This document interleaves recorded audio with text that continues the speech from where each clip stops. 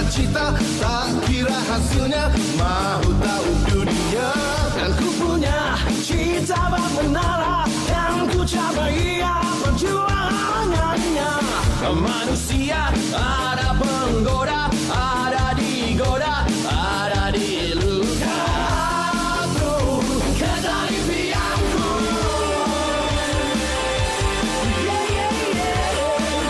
Cuci jangan tak cuci.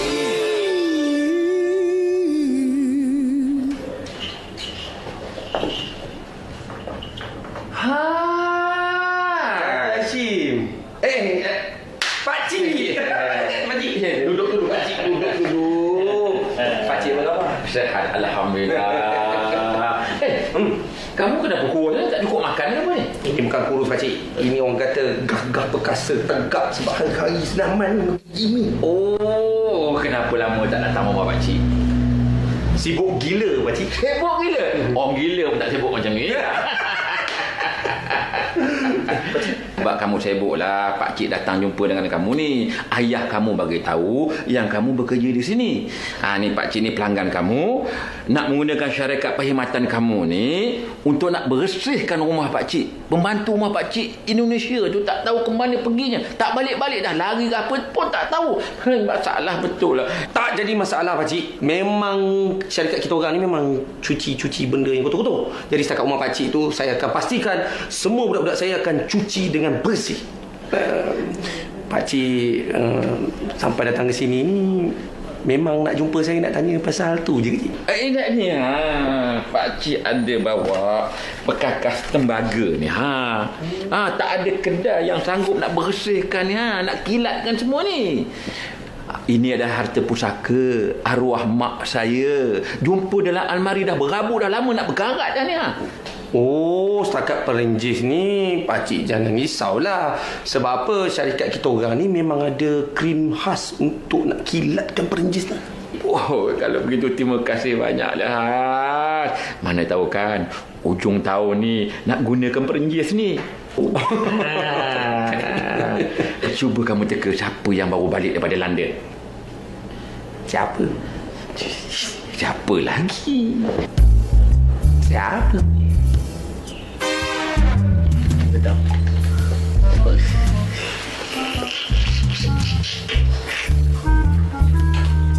Asal pula tengok kau macam susah hati ni. Pula kalau kau ada masalah kau beritahu kita orang. Mana tu kita orang boleh tolong kau? Masalah duit jangan minta aku. Besok kita kena cuci rumah Datuk Isham kan? Datuk Isham ni sebenarnya kawan baik bapa aku. Dan dia nak jodohkan aku sebenarnya dengan anak dia. Aku sebenarnya belum sedia lagi nak kahwin. Jadi kau tak perkenal lah dia lah. Kes ni tak adalah berat sangat. Dia macam ni lah. Kita orang ni kenal kau dah lama pun. Kita orang pun tahu sejarah kau ni. Kau ni pun boleh tahan juga orang dia. Jadi lah, aku ni sebagai kawan aku boleh tolong pun. Aku tolong gantikan lah. Ya, tapi bukan aku ni Syukri ni nak sangat kahwin dengan anak Datuk. Betul tak? Cantik. Tapi dia lawak. Ni bukan masalah cantik. Ini masalah dia ada sifat ketimuran tak? Dia pandai layan orang tua tak? Hati dia mulia tak? Betul juga Tapi dia lawak. Aku tak ingat lah. Kalau macam tu dia ada sikit seram ni. Apa yang aku ingat dia ni, dia pendek-pendek. Pendek pelan sikit. Gebu-gebu sikit. Lepas tu dia ada-ada. Lepas tu dia gedi-gedi. Itu yang menyampau.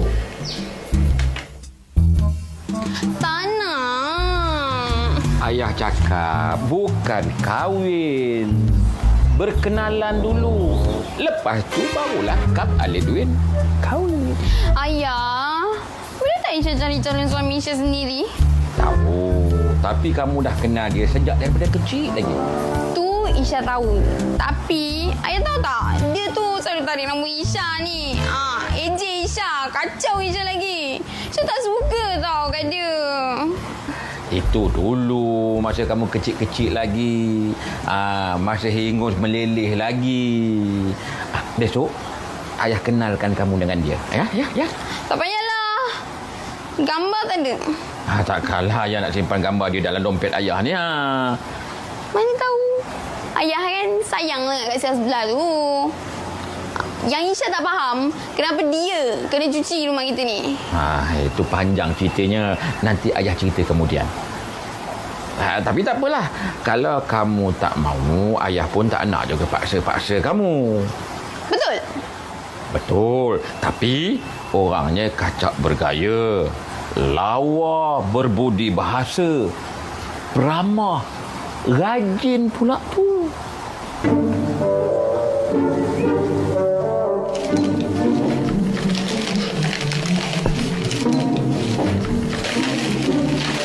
Apa yang kau nak cakap dengan Datuk esok, Bul?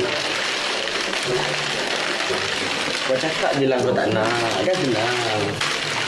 Besok bukan kita ni ke? Kita kena cuci pejabat Encik Leong dulu baru pergi rumah Datuk Isham kan? Aku ingat aku nak kena bagi perenjis ni adalah perenjis daripada Syukri atau Mikael. Aku tapi hilang. Tak, kau sengaja tukar topik cerita kita apa? Mana dia aku tukar? Bul, kau dengar ni. Takkanlah kau sanggup nak berkahwin dengan perempuan yang kau tak kenal langsung. Aku setuju je. Kalau setuju, kau kena betul terang je lah dengan Datuk. Bukan Datuk nak belasang kau pun kalau tak betul dengan dia.